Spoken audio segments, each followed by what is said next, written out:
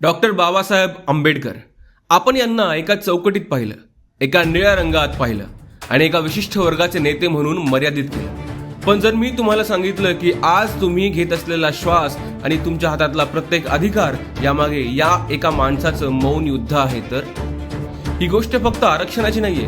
ही गोष्ट आहे तुमची नोकरी सुरक्षित करणाऱ्या त्या 8 तासांच्या शिफ्टची, जी त्यांनी 12 तासांच्या शोषणातून खेचून आणली. ही गोष्ट आहे भारतातील पाण्याचं नियोजन आणि मोठ्या धरणांची, ज्याचा पाया त्यांनी वॉटर पॉलिसीद्वारे रचला. ही गोष्ट आहे रिझर्व्ह बँकेची, जिचा जन्म त्यांच्या बुद्धीतून झाला.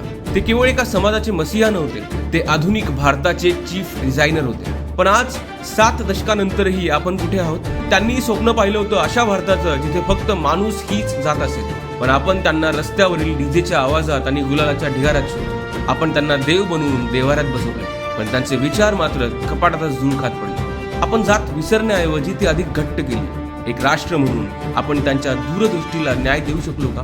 या जयंतीला गुलालापेक्षा त्यांच्या विचारांचा रंग अंगावर चढवूया.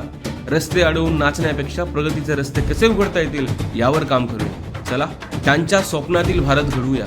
एक असा समाज जिथे संविधान फक्त पुस्तकात नाही तर आपल्या वागण्यात असेल.